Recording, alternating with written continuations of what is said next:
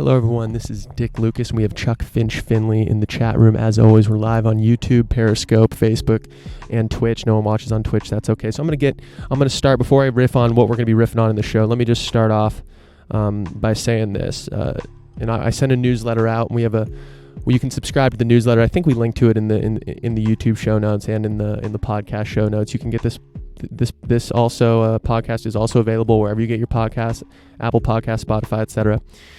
We were caught flat-footed with this whole COVID thing, and I'm gonna talk for a second about why we were caught flat-footed. People, experts, professionals were saying that something like COVID-19 was inevitable. A worldwide pandemic was inevitable. We were caught flat-footed. Governments were caught flat-footed. I remember just scrolling by and I'm going to say this one's on me a little bit for I've never even mentioned this once. I remember scrolling by the YouTube videos of Bill Gates having his TED Talk about the virus. It's going to be microbes, not missiles, that kill millions of people. And now it hasn't panned out, quite like a war, but it's in terms of death count. But it has been deadly, and it's been bad. And I completely overlooked it. I was like, oh yeah, pandemics, blah blah blah. Yeah, shit happens. Ebola once every 10 years, blah blah blah. And I never talked about it. Me and producer Chuck Finley never talked about it. We never talked about putting it on the show. I never wrote about it. Never even tweeted about it. And that was a wake-up call. Now I'm gonna say this. I don't want that to ever happen again. So what me and Chuck have been thinking about a lot lately, me especially, is what's the next not black swan event, but what's the next thing going on right now that we think is like COVID, right? What's something that we all know is going to happen that can cause serious damage? And I keep coming back to climate change. There may be others. There probably are others that I'm not privy to. So I appreciate if you reach out, if you have any ideas, because I want to start thinking long-term, and we do focus on long-term stuff on this show. If it doesn't matter in a decade, we're not going to riff on it now, because in order to inform ourselves now, we got to think long term. That's the only way to learn. That's the only way to fucking live. But we were caught flat-footed, and we want to make sure that we're talking about things that are going to be relevant, and that we need to talk about to educate people on. And I think one of those things is climate change. So in this show, we're not gonna riff specifically on climate change, but I'm just letting you know that we're gonna start paying more attention to it, because I think it's important to talk about. So next show, Foreign Affairs their whole issue was on climate change, or rather the first half of the issue, and they have some good pieces that we're gonna riff on, and hopefully someone that they pulled. Hopefully, a little preview. I'm riffing with someone on Twitter. We'll see if they show up. But someone, a journalist from The Guardian, hopefully she'll come on next week. She hasn't confirmed yet. She says she's interested. Hopefully, we can have her on. So yeah, just to let you know where our thinking is going to be. We really want to focus on. We want to focus on the big issues. We want to focus on the things that are going to be important a decade from now. So, and I keep thinking climate change, and we're going to talk about possible solutions next week. And we've talked a little bit about this on the show, but we're gonna make sure we double down on shit like that. So reach out in the comments, email me, dick@nograding. Are there other slow-moving things? I'm not talking about these black swan one-off events. Are there other slow-moving things like a climate change that you think that are extremely obvious that No Grading needs to be doubling down on, and making sure we're ready for? So keep that in the back of your head. That's what we want to be. That's what we want to be thinking about these next few months, these next years, because that's going to be really fucking big. And the thing is, I'm such a big believer in humanity. I fucking love this species. I've said this again. People ask my favorite animal. Okay, actually, no one's really ever asked me that, but for the sake of the story, my favorite animal is fucking Homo sapien. Okay, I love humans. They're great. I can talk to them. They're smart. It's epic. I think we're really good at solving problems. The thing that COVID-19 really kind of slapped me in the face with, and I'm always like, yo, humanity's epic, blah blah blah. What it slapped me in the face with was this. It said, this thing, we will beat it. But it doesn't mean, just because people like me or people that are super optimistic about humanity, just because we can beat something, and we will beat it, just like I think we're going to beat climate change, doesn't mean it can't really fuck us up in the short term. And if we take steps now, if we take measures now, we can avoid, especially for vulnerable people and vulnerable countries, we can take steps now to mitigate these things. So listen, honestly, no matter what we do with climate change, for example, I think even if we're slow to the uptake, I think we'll figure it out. The question is, how much economic damage are we willing to absorb when shit starts hitting the fan, and how much and how much are we willing to try to prevent that? That's really what it comes down to. I think we're going to beat it. Hopefully we're interplanetary within 100 years. That would be fucking epic. But the question is, an ounce of prevention is worth an ounce of prevention is worth a pound of something. I forget what it is. A pound of like fixing it. The point is, prepare for something. You can spend a little bit of energy preparing for something, and you can drastically diminish the effects it'll have. So that's where we're at. And COVID-19 has really made me realize that, yeah, listen, we can beat big shit. We're really smart as a species. Countries can work together. Companies, and we talked about this, companies are starting to come together to share information to try to beat this, because the whole world needs to get a vaccine out in order to speed up everything coming back to the way it was. And we riffed on this before. There is no going back to normal. Every decade seems to have an earth-shattering event. That's just the way it is. That's the modern world. That's the globalized world. That's how it works. So I kind of hate the term every time I hear we'll never go back. Go back to normal. There is never a normal. So just throw that out the window. But certainly we can get back to a semblance of, people being able to fucking go to work and go to birthday parties. How about that? Or be able to watch sporting events. I mean, certainly I think we can get to that now. I think we're a couple years out from sporting events at least. We'll see. It's going to matter on the vaccine. And again, the vaccine, the way it's going to come, even if we get the vaccine, that's half the battle. The other battle is producing it. Bill Gates has a few factories. A couple of them probably will be useless because that's not the one they're going to end up mass producing. But he's got factories going online in preparation for one of these vaccines working. So half the battle is developing the vaccine. The other battle is distributing it worldwide on a fucking global scale. And it's not going to be boom, we have it, boom, everyone gets it. No. It's going to be certain people get it first. Your elderly, probably immunocompromised people, your healthcare workers. These are the people that are going to get it first. And then obviously people that have money. I'm certain. And then it'll trickle out. And it's going to be interesting to see how the world comes together, because this is going to be, we're just getting started here. We think, I think people are like, this caught us flat-footed and now we're just picking up the pieces. No. We're still in the fucking middle of this. We're not even at halftime yet. I'll say halftime is when a vaccine is developed and we're starting to distribute it. That's when we're at so we're not. It's a long game, and we start off flat-footed. Some countries were better than others, but on the whole, we could have done a hell of a lot better. But we're early in on this. Okay, so that's the little riff. So here's what we're going to talk about on the show today. So should start out at 1 p.m. Oh, by the way, I've gotten feedback from people. I appreciate it. The interviews a little bit too long, a little too many of them. I appreciate you reaching out. I hear that. So here's how the show's going to work. This is the model we're trying to mess with. And let me know if you have any thoughts. Feel free to comment. dick@nogradient.com. If you have my number, reach out, etc. First hour, 12 to 1 p.m., just me and you riffing. Let's riffing on the global trends shaping our world. Let's do that. And then at 1 p.m., have 1 to 2 interviews. So we have an interview today. Today we only have 1 interview, so we should wrap up by about 1:30 p.m. And I'm really trying to tighten the show, not by not covering as much, but by covering the things that we're already talking about, but covering them better and more quickly. I'm not going to be speaking more quickly, but covering the highlights and covering the shit you actually need to know instead of me just blabbing for 2 hours. So I really try to be mindful of your time, and I appreciate you giving me and Chuck Finley your time right now. So we have an interview at 1 p.m. with global macro strategist George Perks. He's a legend. He's big on Twitter. I DM'd him. He's like, yeah, I'll come on the show. He works. He's been featured in Financial Times, Barron's, Bloomberg, etc. So we're going to riff with him. But other than that, we've got Warren Buffett's. You might have seen the title for this, Never Bet Against America. That's a quote from Warren Buffett from his latest. And he's always been long America. He always says shit like that. But from his latest shareholder meeting, we're going to riff on that. We're going to riff on some UFOs, actually, because the U.S.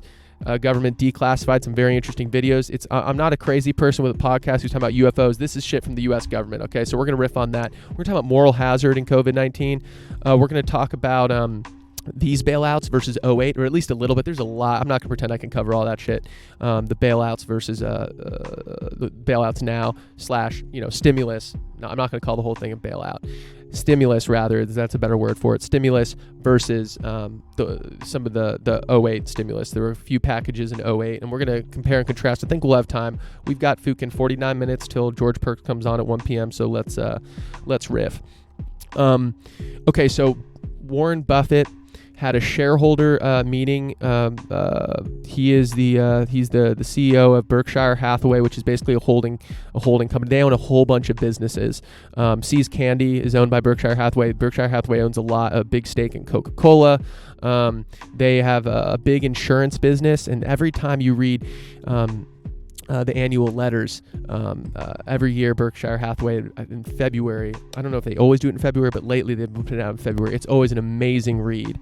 Even if you're not interested in Berkshire Hathaway, the way he talks about business in general, the way he talks about the economy in general, the way he talks about America in general is just fucking fascinating. But every time, he always has a section on talking about his insurance businesses and how they have a mountain of cash. And when the next hurricane, the next, fucking cyber warfare, whatever crazy event happens, he says something to the effect of, when we have to pay that out, when we have to pay billions of dollars to our the people we're insuring, the companies we're insuring, when we have to pay billions of dollars out, we'll be ready to take on business the next day. The guy's a cobra, and I love reading those. So this wasn't. We riffed on his shareholder letters on this show before, but this wasn't a shareholder letter. This was the first time I actually watched it. This was their shareholder meeting, which is it's like, what do they call it? They call it Woodstock for capitalists. So every year in Omaha, thousands of people descend, and they ask questions to Warren Buffett and Charlie Munger, and they talk about the Berkshire Hathaway business, and then they take questions, and it's super epic. I think it's about 4.5 hours. Well, we got some wind here, so this umbrella comes down. That'll be pretty epic. By the way, we're outside today, and it's fucking epic. Aberjail, thanks for telling me to get back outside. The inside thing wasn't chill, but it was raining, so I'll say that. But it's about 4.5 hours.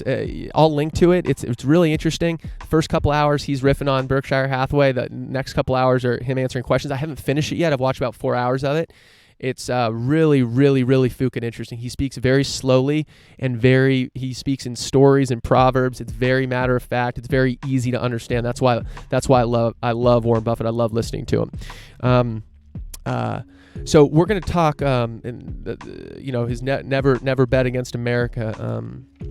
That's kind of one of my favorite parts of what he was talking about. And just to put this, just to kind of do the spark notes here, I've got some specific numbers here, but basically he opens up with this. He says, if you don't know, if you're going to be born and you don't know what your sex is going to be, you don't know what your race is going to be, you don't know what your skills are going to be, you don't know anything about yourself. The best country to be born in is the United States of America. And it wouldn't be in 1789 when Washington Fukin started this thing. It wouldn't be in 1776. It wouldn't be in 1920. It wouldn't be 1940. It would be today. And I think people miss that point. In general, listen, we've got a lot of things to work on, not just the United States, humanity. I think we're all moving in the right direction, but if you look at when you would rather be born, and where you'd rather be born, this is one of those things that we can argue that there's injustices in this world, and there are, and we can argue that we have work to do, and there is work to do. But when you talk about it, when you're just looking at, okay, when's the best time to be alive? When is there the most opportunity? When do I have the most ability to do the things that I'm most interested in? 100 years ago, it was learning a fucking new trade, or going into something that your granddaddy wasn't in, or your dad wasn't in, or things like that. It was a hell of a thing to do. You could do it. It was a lot harder. Today it's so much easier you can learn about anything. You have the power of the internet. Things are a lot more open now. It's a beautiful thing. So I think people just need to put that in perspective. Now listen, I'll be the first one to dog things. I'm not pro America everything. I'm not pro anything. I constantly talk about, for example, the Snowden leaks, how the NSA and the spying industrial complex of the United States was spying on the American people, and they lied to us about it. That had a chilling effect. I'll dog it. I'll be the first one to dog it. I go on record dogging it. But to put it in perspective, though, I just like to always think, okay, well, when would I rather be alive, here or 50 years ago? Now, of course, today, there's just no fucking question. So he opens up with that, and he also dogs the United States, which I love. So he says this. Listen to this. He says 3.9 in 1789. And you know what's interesting about Warren Buffett? He doesn't say he assumes, or rather, he kind of bases the birthday of our time. Maybe, I mean, you know, it was just interesting to me that he said, no, 1789 is like when the United States got rolling. So anyway, but at that time, he says this: 3.9 million in the U.S. About 0.6 million were slaves. Half of 1% of the population of the planet. Half of 1% of the population of the planet were in the United States in 1789. If you ask them what it would be like 231 years later today, even the most optimistic person could not have thought that in 3 lifetimes you would be looking at a country of 280 million vehicles, great entertainment, hospitals, the envy of the world with technology, all this stuff. So it's an incredible jump from a few people that wanted to go to a new land, start some villages, and then it became within 3 lifetimes. And he made the point that between Warren Buffett, Charlie Munger, his partner, and then Greg Abel, I think is the other guy's name, all 3 of them that are top brass at Berkshire Hathaway, you combine all their ages, it's pretty close to the age of America. Like he says, the United States is a very young country, and it's been incredible. It's been incredible what we've been able to do in such a short amount of time. So he goes on. Wealth of the country in 1789 was estimated at $1 billion. Okay, so the Louisiana Purchase in 1803 was $15 million. So that was 3 cents per acre. So that's 25% of the lower 48 only 217 years ago. That's 3 cents per acre.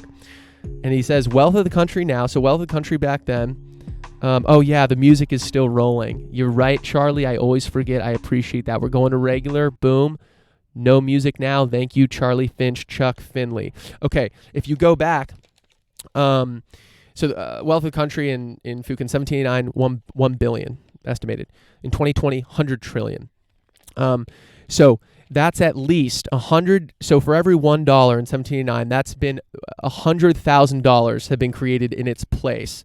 And in real terms, that's 5,000 for one. 5,000 for one in real terms of wealth creation in the United States. Now talk about wealth creation. It is a trigger subject. Warren Buffett will be the first person to say. He says there needs to be the way that wealth is distributed, the way it's currently flowing. It needs to be adjusted, and there's things that can be done, and there's the way the pie can get cut. And he's talked about this before. He thinks that, you know, the fact that his secretary is in a higher tax bracket because he's susceptible, or not susceptible, but rather he pays the capital gains rate, which is about 15% for long-term capital gains, maybe 20%, something like that, which is smaller than income tax. It's a smaller percent paid than a secretary pays, you know, getting paid whatever. Maybe she gets paid $100K a year, whatever.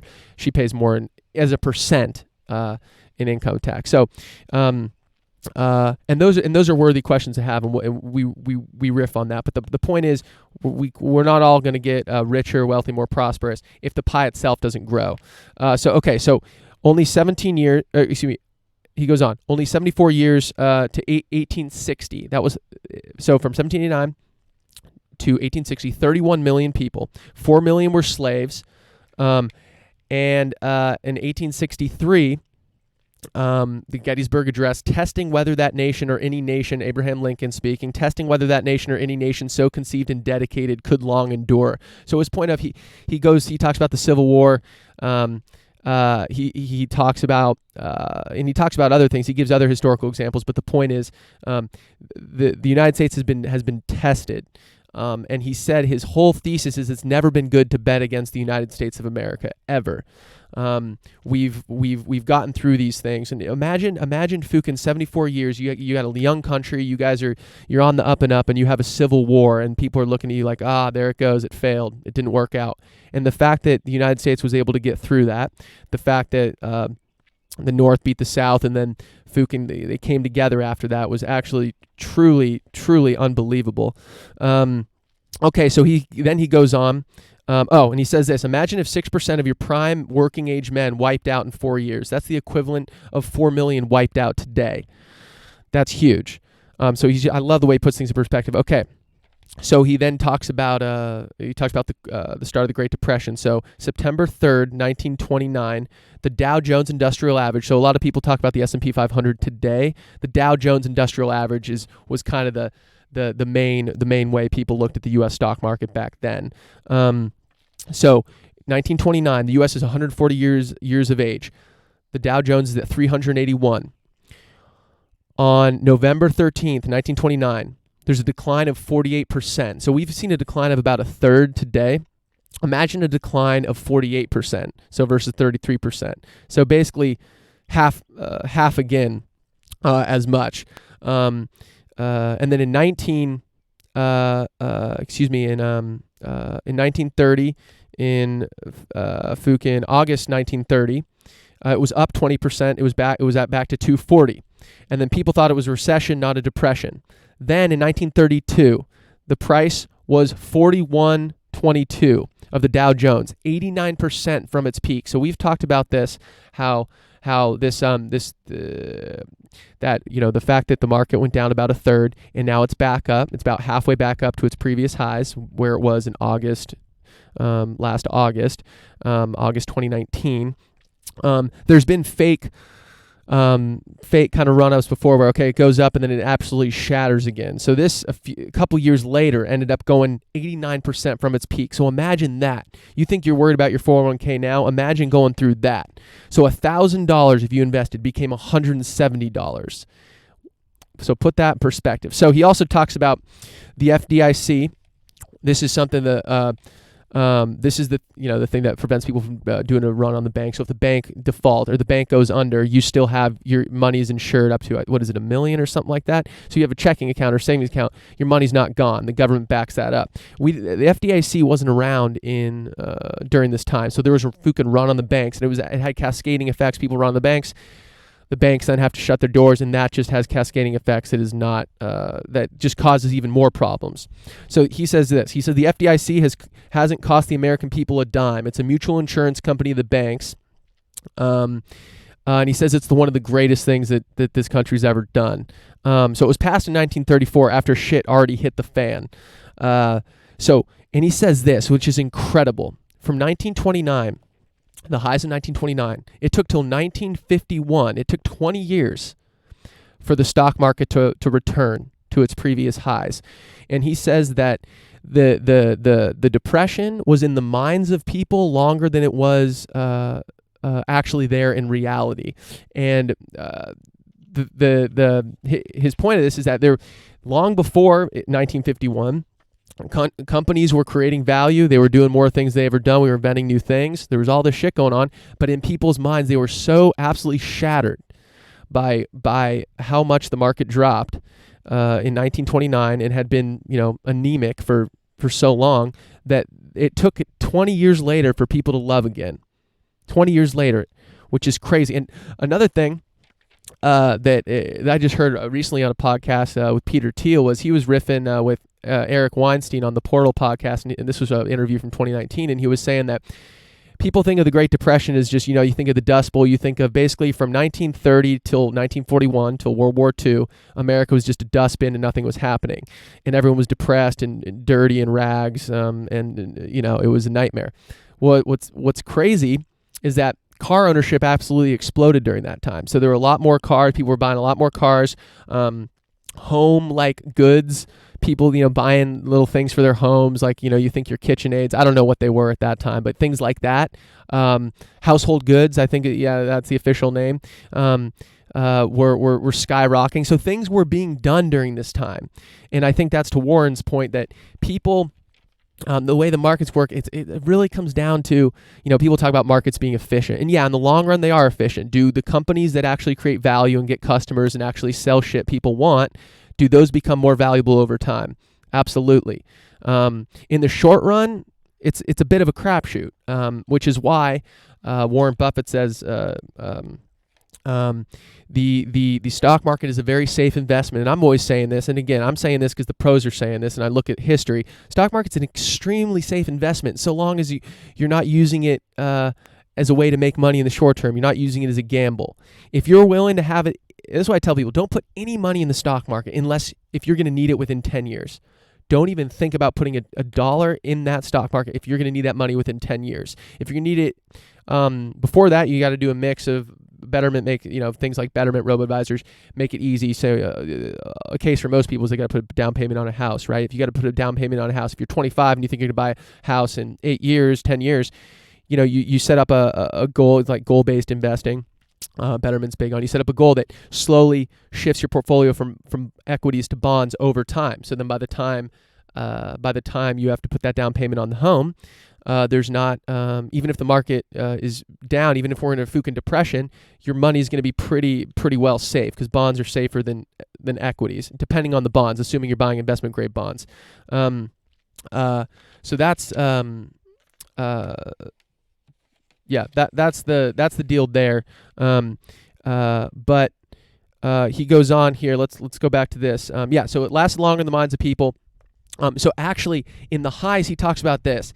Benjamin Graham, who has a book called, what is he called? The Intelligent Investor, Warren Buffett worked under him. Benjamin Graham, I've read about half this book. It gets really technical. It's super good, and there's super epic quotes because he talks about stories and compares like buying equities to marriage and shit like that. It's just an epic read.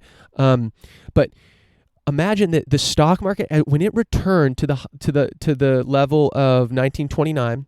So in 1954, it went from 289 to 400. So it passed 389. It passed the value that it was originally at in 1929, that previous high value. There was a Senate investigation. They said, holy shit, is this the new Fukin? Is this going to be another bust? Is this going to be another 1929? They freaked out. It's crazy. I did not know about this till Warren Buffett, he was riffing on this. And Benjamin Graham said, who Warren Buffett respects, I think he's the best investing mind of all time, said, yeah, the stock market is high. That's basically what he testified as. And that was, he said it was high, and that was a value of 389. The Dow is now at 24,000. So 100 for every $1, you get $100. If Buffett invested $1, that would be $100 if he invested that money in the Dow Jones at that time. And he calls it the American tailwind. The Dow is at 24,000, and we thought in 1954 there was a Senate investigation because 400 we thought was high. So it's just epic. So he goes on. He says this. So 1776, he says, we hold these truths to be self-evident. We hold these truths that all men are created equal, right? 1790 was the first census. 15% are counted as slaves. It's the great hypocrisy, right? He says 15% were counted as slaves. It took 131 years from 1776 before the women could vote, and then 61 years from when they could vote until a woman was allowed to join 8 males in the Supreme Court. So his, it's like, what MLK says, history, it bends towards justice. And that's Warren Buffett's point is, yes, shit is slow on the uptake, and there are things right now that need to be fixed. You can't argue that. But what you can say is that over time, things took way too fucking long, right? But things are getting better, and we can do it faster. Certainly, we can get better. We can improve things. Well, the issue is when people, I think, where I differ, I think people generally kind of fall into two camps. Either you think some things need to be modified, which is the camp I fall in. I think there's things that need to be fixed, or you want a revolution. So some people want a revolution. I don't think we don't need a revolution. We have a system that works. Okay, we have a system that works generally. We know what works. We know that freedom of speech works. We know that letting people start businesses works. We know that letting people invent things works. We know that educating people works. There are things we know works. We know that having a king doesn't work. We know that democracy works. There's things we know we work. So we don't need a fucking revolution. What we need to say, let's not throw the baby out with the bathwater. We say is, okay, here's our system. Where can we tweak it? What are things we can change? And that's the mindset that I fall in. Okay, so he answers some question here. He answers some questions here. Let's see, we got 30 minutes. Hell. Okay, so he then goes on to the question portion of his or actually before the questions, he also says this about the stock market. So imagine if you're a farmer, and this is the genius of Warren Buffett. So if you follow the stock market every day, listen up, turn your volume up. If you follow the price every day, listen the fuck up, because Warren Buffett has something to tell you. Imagine you're a farmer. Okay, you're a farmer, you have 100 acres of land, and you know it's going to reasonably produce X amount of dollars per acre if you based on what you're going to grow on it, based on the animals you're going to raise on it, et cetera, et cetera. You say, okay, I'll make $1,000 a month, whatever it is.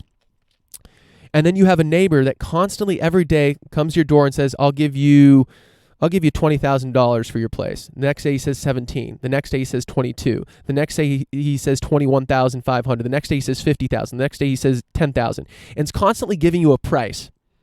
Are you gonna listen to him? Do you care? You're gonna say no. You're gonna say, I know what I have land. It's gonna produce. It's gonna keep producing. And just because you're telling me every day what it's valued at doesn't mean I'm gonna listen. Doesn't mean I'm gonna sell. Okay. He compares that to owning stocks. Right. All a stock is, you're owning a piece of a business. Right. So just because the stock market is giving you a price for something every single day doesn't mean you need to listen to it. Doesn't mean you need to, be checking your 401k every day. In fact, that's actually the last thing you need to do. I think Fidelity did a study on this. The people that checked their stocks the most the people that checked their accounts, their portfolios the least, performed the best over, I think it was a 2-decade period or something like that. And it's just the best thing you can do. People want it when crises happen. People want to do something, right? When it comes to investing, assuming you're invested in a broad base, you're not invested in the wrong shit. The best thing you can do is just sit there, let it happen, let people give you price. Let people tell you that your 401k is worth 50% it was 2 days ago. Let them tell you that. The fact is, your 401k is invested in businesses. It's ultimately invested in people, and those people are still inventing. Those people are still creating things. So just because someone's giving you a price doesn't mean you need to listen to it. Warren Buffett constantly, he's made his life basically in the stock market, right? And look in valuing businesses. And he is the first one to dog the stock market and dog Wall Street. Which I love it. I love him for that. That's why he's one of the greats, straight up. Okay, so here's what we're gonna keep going. So, he also says this: the reason Berkshire Hathaway has a shit ton of cash, he doesn't want to rely on the kindness of strangers or the kindness of friends. He doesn't want to rely on another company being able to, giving him a loan to be able to survive, giving his business a loan. He doesn't want to have to rely on the government giving him a loan. It was hilarious. One of the questions that came in, they asked him, are you guys taking any of these PPP stuff? And then they didn't grandstand. They could have easily, Warren Buffett and Greg Gable, I think that's his name, the guy that was also there with him, they're going to be handing the torch off to him because Warren Buffett's 89 and Charles Munger's 96, something like that. They didn't grandstand. They're not like, no, we didn't take money from the American taxpayers, blah, blah, blah. They could have said, yeah, pat themselves on the back. All they said is, we're currently not participating in those programs at this time. We're not participating in the programs. And he said some of his businesses, because they own dozens and dozens of businesses, he said some of them might be, on the whole, they're not. They're not aware that any are. It was just so fucking epic. So another thing that's interesting, this put me at ease a little bit. We've talked about what the Fed's doing, pumping so much liquidity into the market, buying junk bonds, pumping money into the market, buying not only giving money to businesses, but buying junk bonds. This is this is unprecedented. So what Warren Buffett said, he says we don't know the consequences of the Fed's balance sheet. But he says we do know the consequences of doing nothing, which I thought was an amazing line. So if we did nothing, we would be in a worse position now, almost certainly. We did nothing during the Great Depression. We didn't even have the FDIC, and that shit rocked us for 2 decades. So he said he commends Jerome Powell, that's head of the Fed, for acting swiftly. Liquidity had frozen. People couldn't get money. Then in March and April were the biggest bond issue months ever. People raised more debt in March and April because of the Fed's action than in the history of finance in the United States, which is absolutely insane. He also commends. This surprised me again. I like this guy. I like reading smart people because he surprised me here. And we've talked about the airlines on this before. He commends the CEOs of the 4 major airlines. Southwest, Delta, United, Continental, American. Those are the 4 major airlines. He commended their CEOs and said, "Yeah, they're running a good ship." And I'm like, oh, Warren, really, man? They're raising a bunch of debt and at the same time buying back shares. Do you think they could have done something a little better? You have a cash pile. Why didn't they have a cash pile? He commended them, so that's a data point. And this goes against the narrative that the airlines are just, getting Fukin bailouts, and I mean they are. But the question is, could they have done something better when the governments all around the world basically overnight took their business and just turned it upside down, inside out? So that's something. So he says this, 3 hours, 13 minutes, and he says, you shouldn't buy stocks unless you expect to hold them for a very extended period of time, and you are prepared financially and psychologically to hold them. So I love this because Fukin buying stocks, it's not just about psychologically. You got to be okay with the value of it dropping 50%. I tell people any money, because I'm constantly telling homies, and I'm constantly helping them out. I'm trying to tell them, dude, you want to get rich, you want to build wealth, put your money in the stock market. And I constantly tell them, you have to be okay if you put $1,000 in. You have to be okay with tomorrow the value dropping 50%. Full stop. If you're not ready for that, then don't do it. And you have to be willing to not need that money for 10 years at least. And if you're going to need the money in a short period of time, if you don't have much cash on hand, if you don't have like a 6-month rainy day fund, don't start throwing your money in the stock market. Don't start doing it. You really want to, because I always recommend people have, if you can, and I think a lot more people can than actually do. But if you can, damn, it's fucking freezing here, man. Get 6-month rainy day fund. Have 6 months in cash. It's not in the market that you can rely on. Don't rely on the kindness of strangers, as Warren Buffett said. And yeah, at 318, he flat out said the Federal Reserve did the right thing. So I recommend Yahoo Finance puts it on. They did a solid job. They cut a bunch of these of it into clips. A bunch of the, so you can just go to specific parts where he's talking about specific things. I would go on YouTube, check him out. It's so awesome to listen to Warren Buffett, and also the slides he has. The slide design is incredible. It's literally just Times New Roman, white background, and it's incredible. And one of the slides is Never Bet Against America, and it's electric, just in Times New Roman, and it's insane. Okay, let's riff for a second. We're going to go to the next topic. We're going to talk about Crypto Fund 2. So A16Z, Andreessen Horowitz, started by Mark Andreessen and Ben Horowitz. It's one of the big VC firms in Silicon Valley. They've invested in huge companies. Not quite the level of Sequoia in terms of legend status, but it's up there. As far as I know, they're the biggest fund investing in cryptocurrency technologies. So they just recently raised, I think their first fund was 300-something million. They just recently, about 2 weeks ago, announced that they just raised up 515 million more.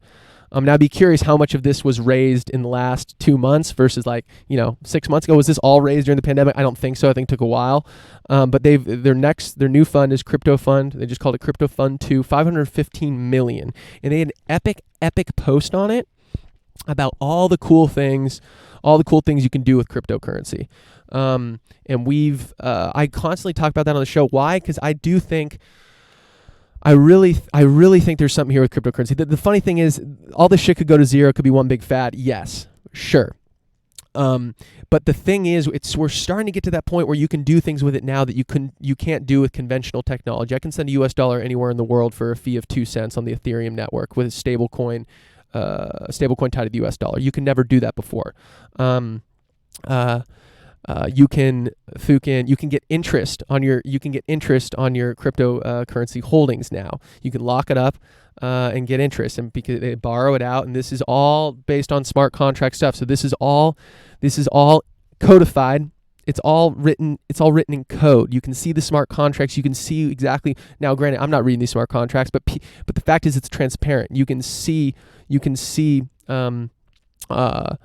You're not giving your money to a bank, and you don't know what the fook they're going to do with it. Granted, it's FDIC insured. I don't think I have a fucking checking account. I'm not a psychopath. I don't think the money's going to evaporate. But it's a crazy, crazy time when you can have a technology where you can see exactly, you can read it. It's code, right? You can read code, and it's you know that code's going to run because it's operating on a blockchain network that's permissionless. So fundamentally, the problem that cryptocurrency networks solve, and the big one everyone hears about is Bitcoin.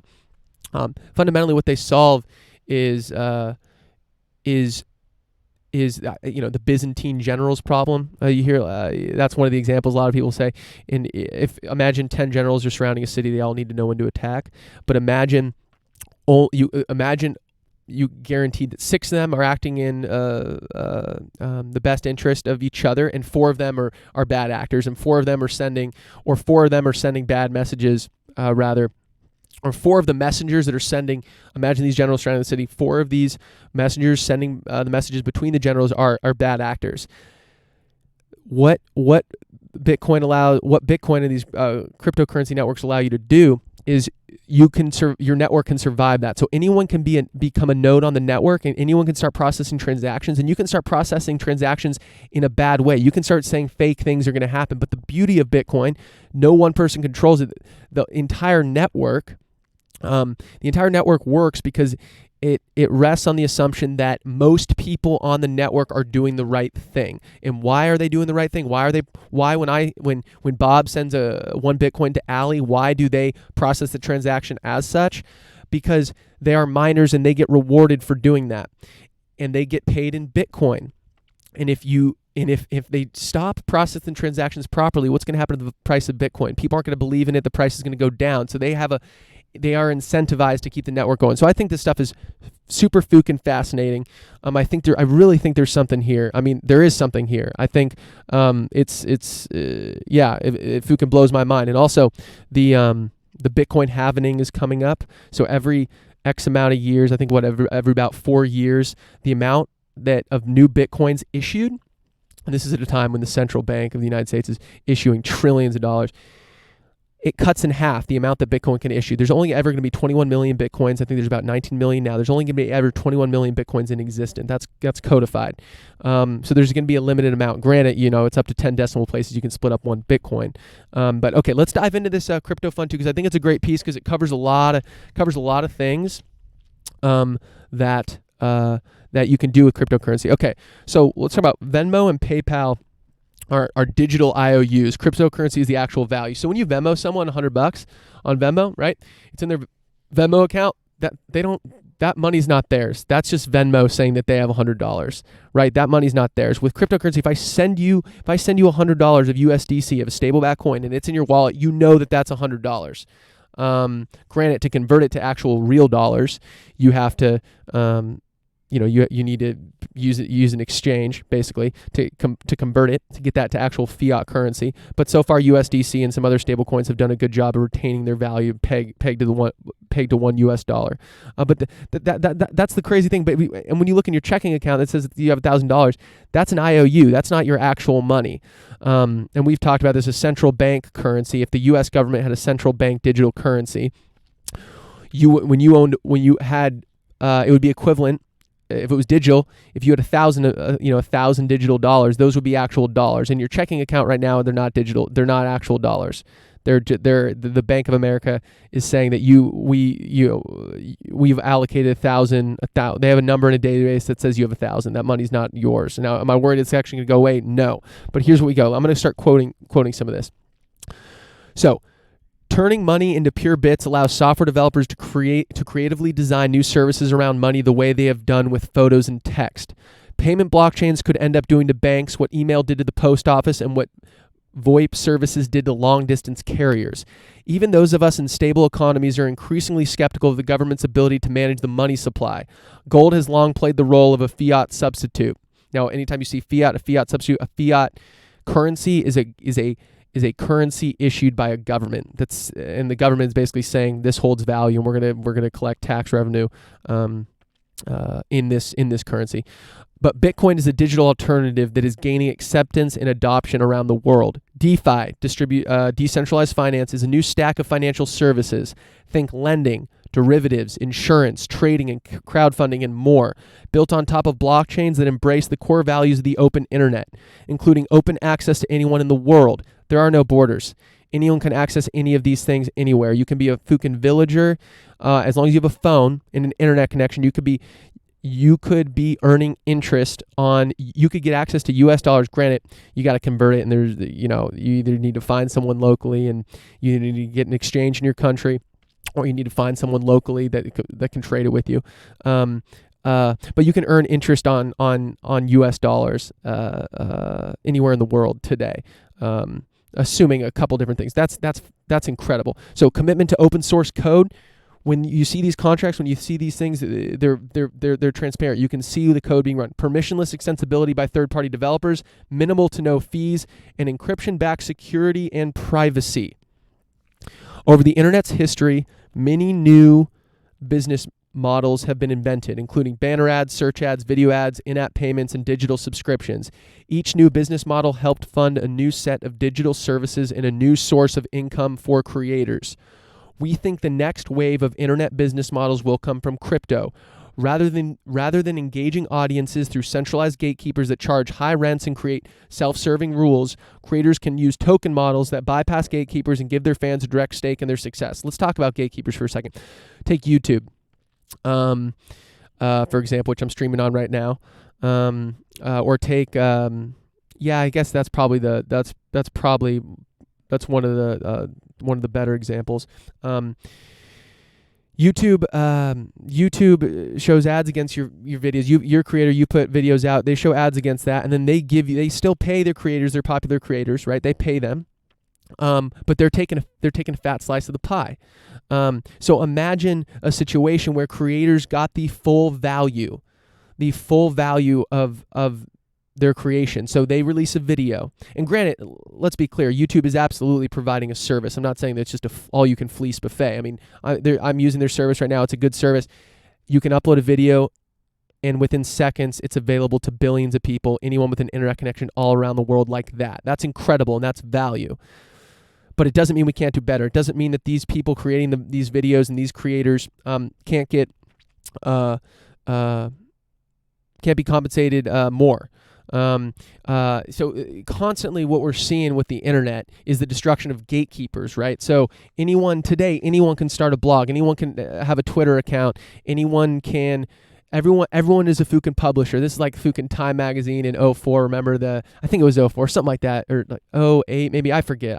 But it said the person of the year was you, and they had the reflective, they had that reflective cover, which was interesting, because why they say it was you, because anyone with an internet connection is now a producer. Anyone can create content and gain reputation,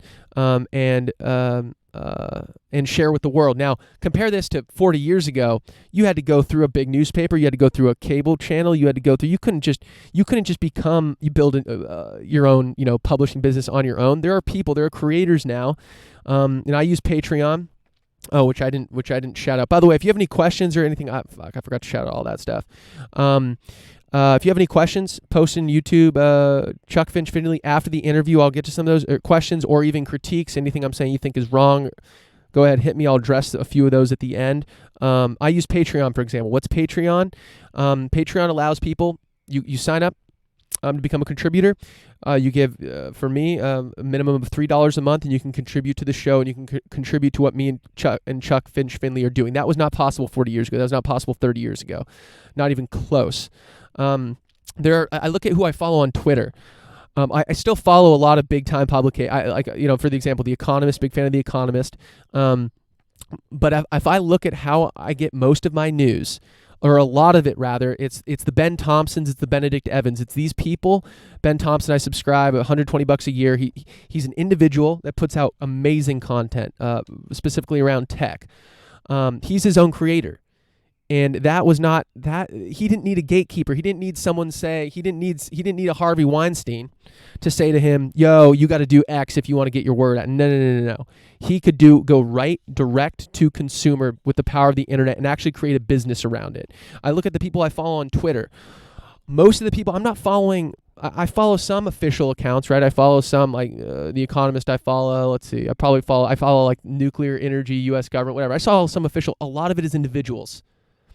The bulk of what I'm reading is people's takes on real world events from individuals. And granted, a lot of times they're linking to things from these major institutions like your Wall Street Journals, your Bloombergs, your New York Times, etc.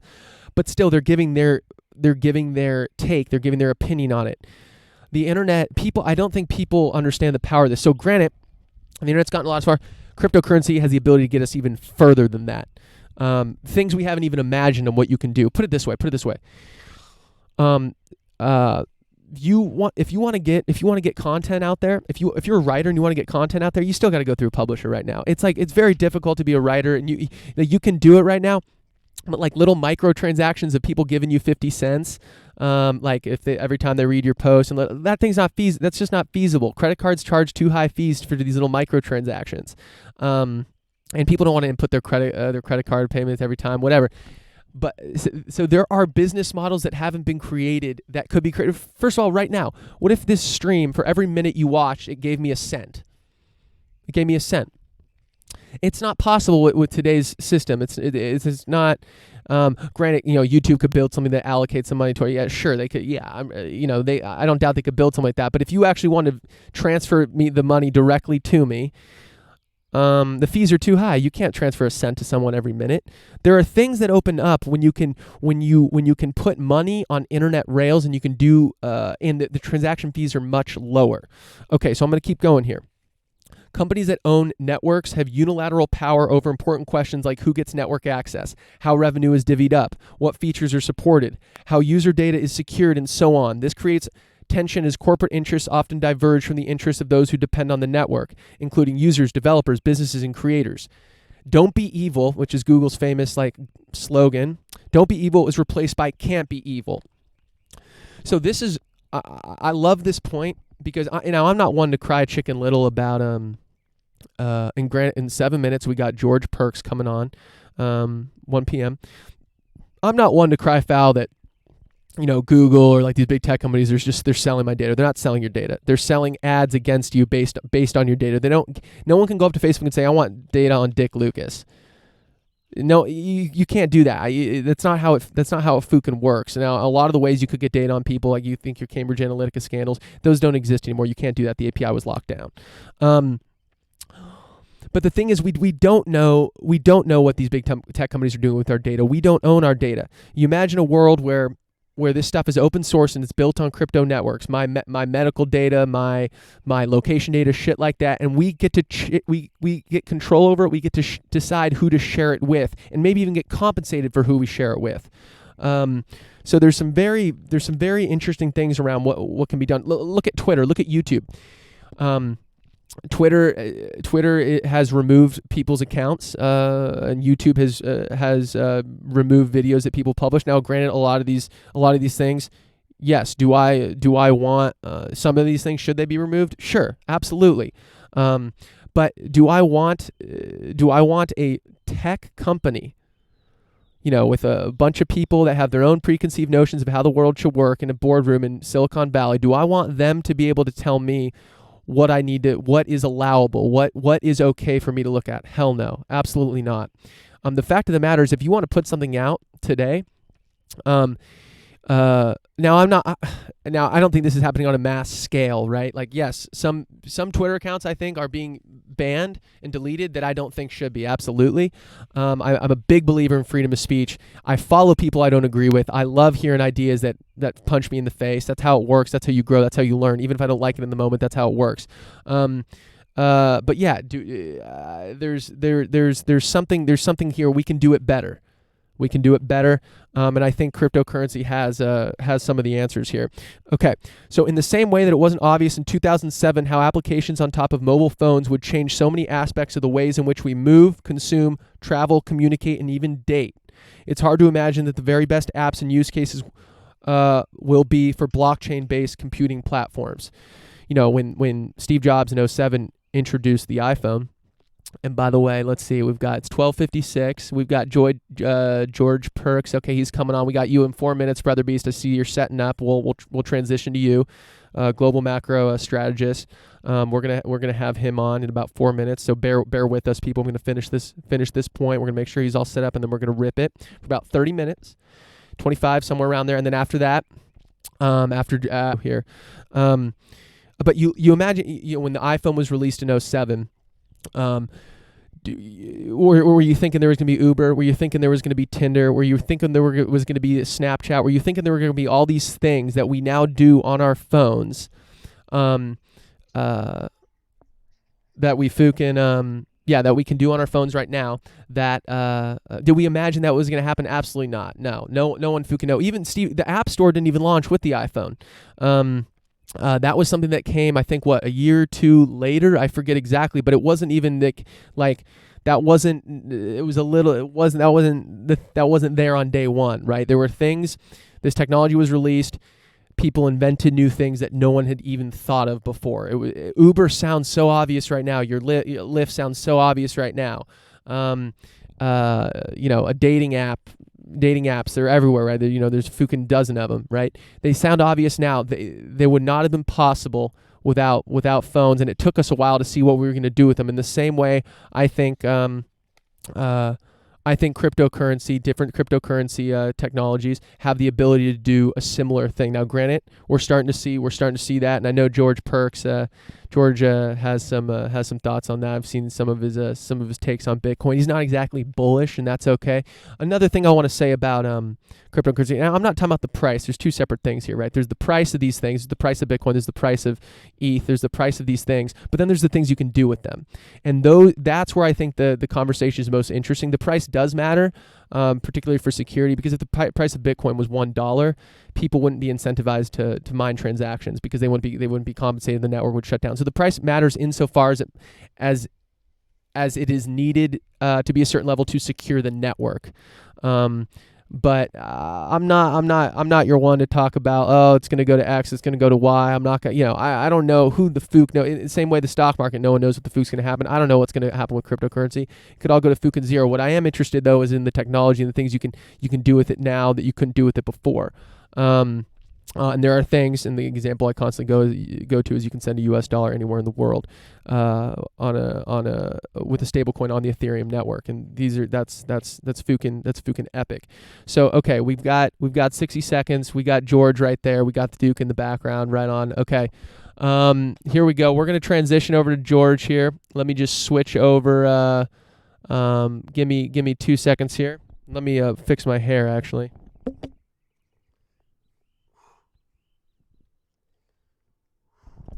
Okay, so we did that. We're going to transition over. We're going to get him on the Zoom call here. We're going to show my screen here. How we doing, brother? Are you with us? Yeah, man. How are you? I'm good. You can hear me okay?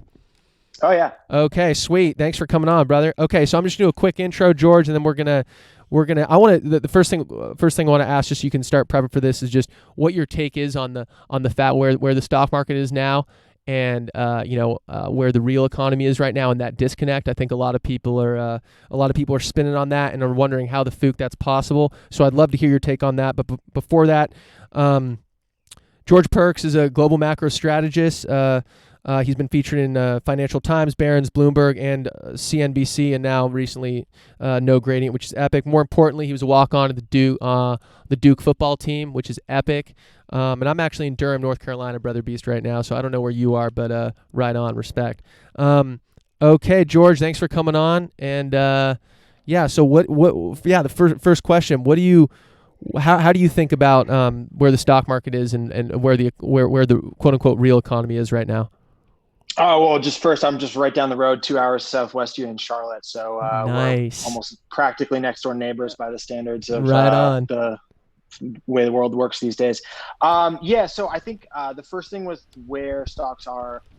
It's important to understand that stocks are forward looking as opposed to backwards looking. Right. So um, I don't subscribe to this view necessarily in terms of stocks are fairly priced, but you could definitely make the argument that if the global economy turns around and activity starts to rip as people exit lockdowns from the coronavirus and as things start to recover, then the stock market is applying that forward pending activity to its discounted present value of the future. I am much less optimistic than that in terms of where activity is going to go. I think we will see a bounce in activity versus what we saw in March and April, but the amount of bounce back and the degree to which we return to trend is going to be much less than people have priced into the market and much less than people expect in general. I think a return to the same trend we were on pre-crisis is unlikely, and the primary reason to think about that is what happened after the global financial crisis. So the trend growth of 3-4% per year in real terms for the U.S. Yielded down to something like 2% after the crisis. So basically, we had a shock to both the level of GDP in terms of a recession, and then the recovery was weak in terms of not catching back up to previous trend, and we're still nowhere close to that today. And I think the same thing's going to happen as we emerge from the COVID crisis as well. Now, the pushback to my view would be, well, people are going to start, there's a lot of pent up consumer demand, and there's a lot of desire for companies to get back to normal. And also we've had massive amounts of fiscal and monetary stimulus that's just going to send stuff ripping in terms of consumer spending and investment. And so that's the opposite view to mine, basically. But in both cases, it's important to always acknowledge with the stock market that's forward looking. So what you're talking about is the difference in forecast for where things go as opposed to the difference in right now versus where things will be in 3 months. Right. Yeah. I'm glad you touched on that, because I think a lot of people like to dunk on. A lot of people are dunking on the stock market and saying, "Look, it doesn't mean anything. It's not tied to your everyday American." Well, it's discount. It's about what the future outlook is, not what it is right now. So I'm glad you touched on that, because I think a lot of people don't realize that. Okay, you touched on this in your last point about the actions from the Fed and Warren Buffett. I just watched some of his statements on his shareholder meeting, and he basically said Jerome Powell did. He thinks he did the right thing. He thinks what the Fed. He said something to the effect of, we don't know the consequences of what the Fed's doing right now, but we know the consequences of doing nothing, and that would have been much more disastrous. So I'm curious what you think about what the Fed is doing with they're buying junk bonds and pumping so much, getting so much value on their own books. Where is your head at with all that? Okay, so I think the first thing to say is like always, the Fed avoiding a liquidationist moment in the U.S. economy is always the right policy. There is no defense of that particular outcome, and the reason for that is that liquidationist moment is one that destroys the most capital, destroys the most productive capacity. It for those of us that don't know, because I don't even know 100%. Can you talk about, just expand on the liquidation? Like, what do you exactly mean by that? So basically unwinding all of the economic relationships that have created value because the funding doesn't exist to maintain them. Got it. So this is in part a function of having a leveraged society. It's in part a function of having just a modern post-industrial and complicated value chain society. But there's this series of interconnected economic relationships that work out in effect to leverage counterparty risk, valuation on assets. Some of this is reflected in the aggregate market cap of the stock market. Some of it's reflected in the complexity of modern supply chains. Some of it's reflected in the specialization of the labor force. These are all sort of parts of the same system, in the sense that there's a lot of complicated relationships that are knitted together. And what the Fed said basically is that we're not going to let all of those fall apart. Right. Some of them are going to fall apart no matter what we do. Some of them are going to fall apart even though we're going to intervene. But for the vast majority of these relationships, we're going to make sure that there isn't a panic moment across the whole economy, across all companies, across all modes of production, to where everyone's liquidating into nothing. And they did that in a couple different ways. So a couple of their backstop programs in terms of the commercial paper market and the money markets and primary dealer financing, those were all designed to prevent that sort of liquidationist environment. The other big thing they did is just plain standard familiar quantitative easing, purchases of treasuries and mortgage-backed securities. None of the programs that they've introduced in terms of the alphabet soup of credit-related programs, some of which will involve buying small amounts of junk bonds in the secondary market. Others are much differently wired than that particular thing, which I think a lot of people grabbed to. I think a lot of people sort of misunderstand that the Fed is suddenly going to go out and buy all the outstanding issuance of HYG or something like that, and that's not what they're going to do. Involve purchasing corporate debt or lending to a corporation or lending to a municipality. They will, but it's still starting to, with the exception of the commercial paper markets, which is sort of a different thing. So anyhow, I guess, as you said, like what Buffett said is, he basically said there were people sniffing around for deals, coming to Buffett for that super high cost of keep me alive financing that he offered to a number of banks during the financial crisis and that he's offered to a number of companies over the years. And He basically said, look, like a couple people were sniffing around that, but they didn't actually come. And the reason is that the Fed stepped in. Powell himself in the most recent FOMC policy decision press conference said, look, we want the private markets to do the lending. The fact that Boeing is able to go out and issue $25 billion worth of barely investment grade paper is what the Fed wants to happen without ever having bought a corporate bond. They never had to do that. Right. So that's sort of that's the dynamic I think that the Fed is trying to pursue, and that is the right call, because the opposite of that is no recovery from the sort of mass unemployment that we saw in March and April. No recovery from the sorts of output declines, consumer spending declines that we saw in March and April for long periods of time.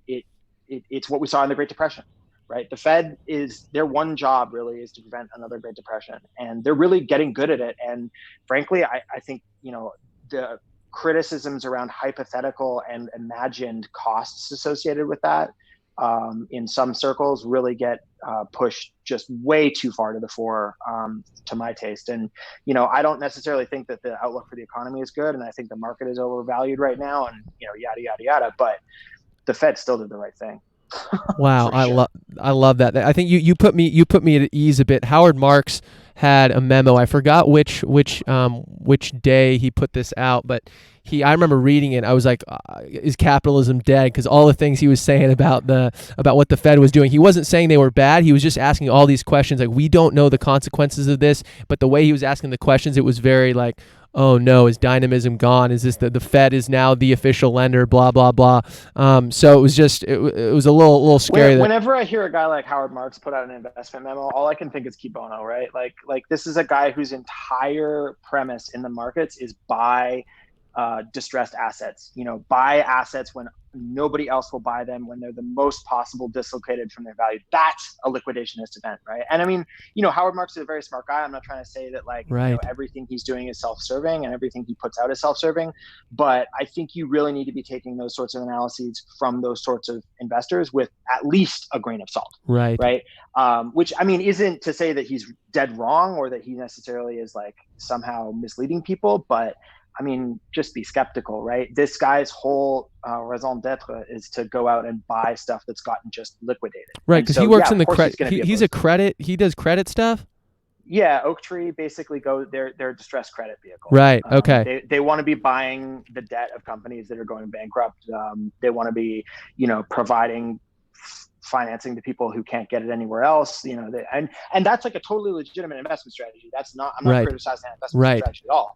I'm just saying the world he wants is the one that the Fed desperately wants to avoid going into. Right. And so, it's no wonder he's opposed to it. I mean, I would be too if I was. Well, so I wouldn't say he was. Yeah, I wouldn't so much say he was totally opposed to it, but it was interesting just the way he was asking the questions were, because his whole thing at the end of every time you read his memo, it seems to be like, I don't know, and that he was just like I'm looking at this stuff. It's obviously unprecedented stuff.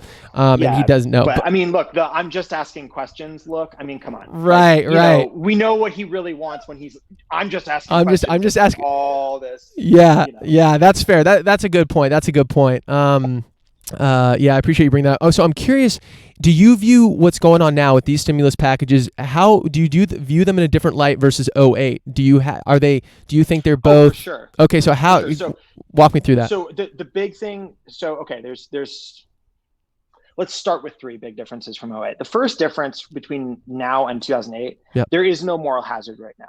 So in 2008, the blow up in the credit markets, the disruption of household credit flows, the mortgage market, like all that stuff, extreme leverage at banks that had nothing to do with mortgages, massive gross capital flows around the world, all of that was totally avoidable ex ante from a risk management sense, right? Like private actors took risks that they couldn't afford to take and then were asking to be made whole, right?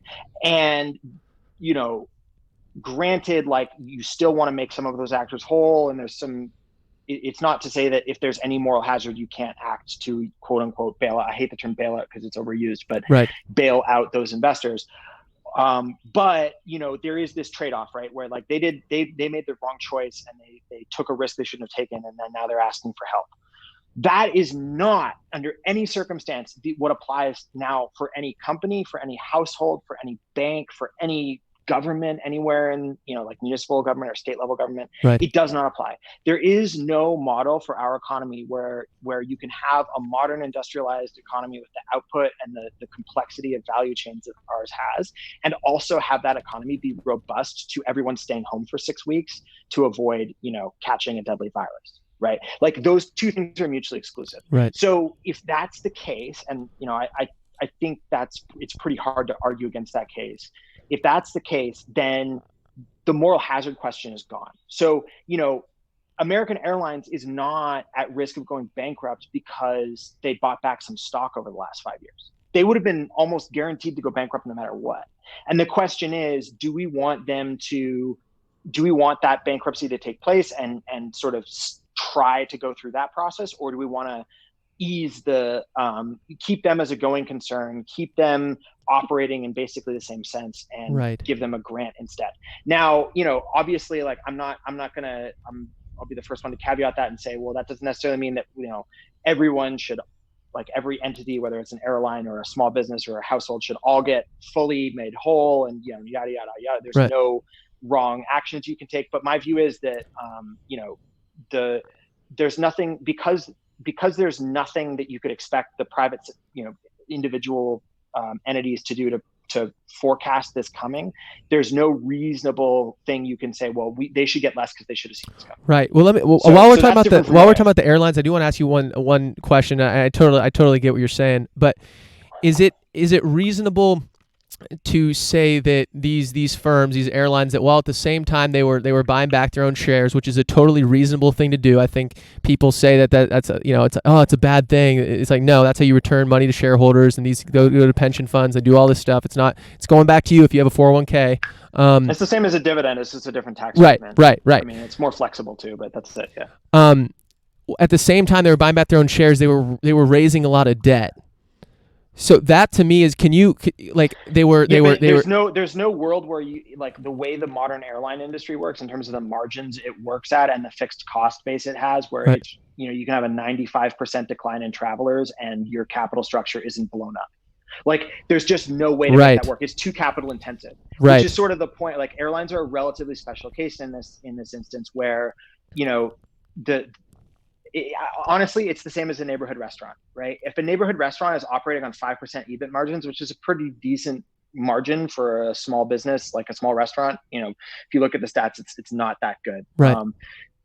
If you're operating on something like a 5% EBIT margin and your revenues go down 90% in 2 weeks, like you're screwed. There's nothing you can do. And the reason for that is the competitive dynamics in the industry that you're operating in. It's got nothing to do with like individual choices of individual companies. American Airlines had a slightly riskier balance sheet, all things considered, or an absolutely riskier balance sheet than Delta did. But Delta's just as screwed as American. right? Right. Like, so, and that's a function of the fact that they're high fixed cost businesses operating in a very competitive environment, going into a shock that they cannot reasonably be expected to prepare Right. So for. so your thesis then would be if they went through. So I don't know if you saw Chamath Palihapitiya's interview on CNBC about he was basically saying, okay, Oh yeah, yeah, when he said he said, are you saying the guy asked him, I forget his name, are you saying we should let these companies we should let these businesses fail? And he said yes. Scott Wapner, yeah. Yeah, that guy. Okay. And then he goes on to say that the people that are going to lose money here, the people that aren't going to be able to go to the Hamptons for the summer, it's the people that took on this risk. Nonsense. Yeah. Okay. No, that's nonsense. Okay. So you think that's not? Yeah. So here's the reason that's not true. Hit me. And here's the thing that we can explicitly say, like, yes, the political economy of bailing out the airlines was not something for people in the Hamptons. Right. The biggest proponents of getting cash to the airlines with very little conditions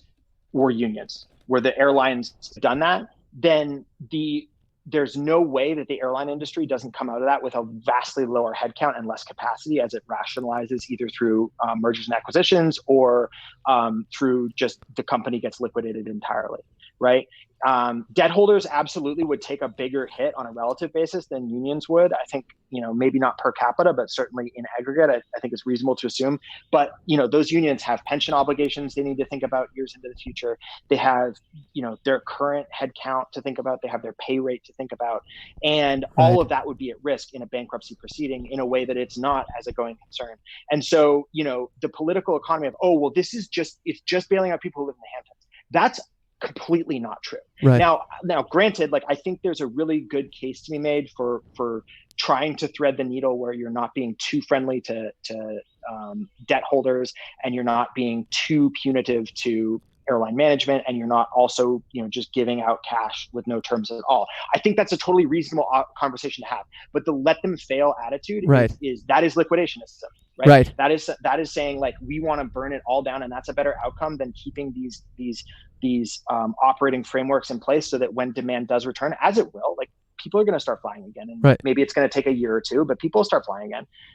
Those airlines can meet that demand, and we don't blow up the whole economy. Right. Damn, you're really putting me at ease, brother. I like what you're saying here. I don't want to just focus on the airlines completely, but I do have one more question. What about the people that say that, okay, rather than give the money to the airlines to then keep their employees on payroll, why not just give the money to the employees directly and then let if a lot of this stimulus, for example, wasn't going to big businesses, let's just say it was unemployment was, and I'm not saying we should do this, but unemployment benefits were beefed up and anyone that loses a job will be made whole directly versus giving it to the companies that then give it to the employees. What would you say to that? Yeah, and so we're already doing some of that, right? Like the PPP money, the Paycheck Protection Program money is basically facilitating keeping employees on payroll instead of giving the employees themselves cash, whereas the extra $600 a week in unemployment benefits is giving fired employees cash directly, right? So we're already doing both explicitly in the CARES Act, which is the biggest single relief package that's been offered so far by the federal government. So I think the problem with the attitude of, let's take care of the employees via unemployment insurance or whatever, like, you're still essentially risking thousands of people getting put out onto the street, having to change careers in the middle of their working lives, having their pension obligations that are a current value, right, put at risk. You're not, unless you're willing to make those whole as well in some way. There's ripple effect, there is going to be ripple effects in terms of the people that hold the debt or whatever. It's just much cleaner to keep everything on ice as best you can and keep it going. And I'm totally sympathetic. Now I think the more interesting question is, why don't we just nationalize or take large equity stakes in these companies? And again, that comes back to the political economy question, right? Because if the government came in and took large equity stakes in these companies, that protects bondholders, that protects employees, that protects everyone except airline management. And the way corporate structure works in the US, you can't, there are some exceptions in terms of the government-sponsored entities back from 2008, 2009, and to a degree as well, large banks. But basically, it's hard to just come in and say, okay, you have to take money from us, right? Like you have to get airline management on board with that. And so then you're again creating conflict and delay in a time when the entire economy is melting down, when the Right. entire demand for a given industry is melting down. So yes, there are costs in terms of distribution and in terms of equity and in terms of level playing field concerns, whatever, like to quote unquote bailing out these companies, whether it's airlines, whether it's the automakers in 2008, whether it's banks in 2008, whatever. There are totally trade-offs there, but there are also trade-offs the other way, right? If you delay, if you try and drive a hard bargain, if you try and nationalize, without consent, like whatever, then you're basically delaying that eventual aid getting into place and what's happening in the meantime, right? Right. So I think a lot of these conversations, like I from an equity perspective, like the last thing I want is for working people who are most at risk, whether it's flight attendants, mechanics, baggage handlers, like those are the people I want to protect the most too.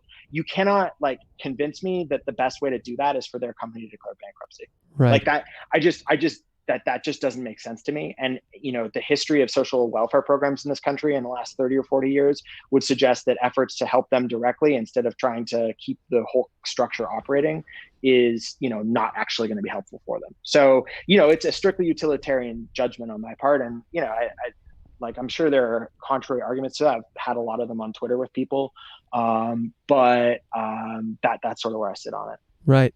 And you mentioned earlier on, you said a lot of these things that the Fed plans on doing. I talked about their balance sheet, which is at $6 trillion. So you said a lot of these things they said they're going to do, they haven't rolled out yet. So what explains right now their explosion in the balance sheet then? Because it's gone up. So far year to date, the Fed's balance sheet has expanded by roughly 55%. So give or take $2 trillion. It's a bit more than that, but basically 85% of that is just expanded purchases of treasuries and mortgage-backed securities. So it's very easy for the New York Fed to just go out and say, okay, quote me 50 billion in like just the treasury market. They could just go out and ask for dealers to show them bonds, and they're going to get good. They're going to get good offers. So that basically when things were going crazy in March, they just went out and started buying in the tens of billions every day. Just give me treasuries, give me mortgage-backed securities. The mortgage-backed securities have a longer settlement cycle, but the treasuries settle within 2 days. So if the Fed buys, settle T+1. So if the Fed buys treasuries on Monday, there are new reserves in the system on Tuesday. It's very fast and flexible and easy for the Fed to expand its balance sheet, provide reserves that are in demand, provide deposits to the private sector. Again, that this is asset swap of QE. So they're taking the bonds off the private sector's balance sheet and replacing them with deposits. The deposits are a liability of banks, and that liability is the reserves that are the liability of the Fed. That liability's corresponding asset is the reserves that are the liability of the Fed. So it's just this asset swap, right? Private sector gets more deposits because they're freaking out. Oh, we need cash. Right. Here's some cash. So that's what the Fed's done so far. What I anticipate them doing is slowing treasury and mortgage-backed security purchases quite dramatically. They've already done that so far, but I said on Friday, like they really don't even need to be doing any treasury purchases at all once these large credit easing programs get in place. And the reason for that is that there's already a lot of reserves in the system relative to demand for reserves, which isn't necessarily a bad thing. It's just, there's no urgent need for liquidity in terms of new reserves being added to the system. So that's good. That's one thing ticked off. They're also going to be adding more reserves by buying these corporate bonds. Like that's what is going to be happening mechanically. They're going to be adding reserves to the system. And so there's even less need to be purchasing more treasuries and mortgage-backed securities. Basically, the only reason to keep doing it is, in my view, is to signal to the market that they intend to be very easy for a very long time to come. And so I think that's what we'll see. We'll see this shift away from relatively standard tools that we're all very familiar with: buying treasuries, buying mortgage-backed securities, extending repo. Foreign central bank liquidity swaps are in there too. That's sort of a different thing we don't need to get into. And then switching that to, okay, instead of coming from that, all the balance sheet growth is going to come from these credit programs. What would you?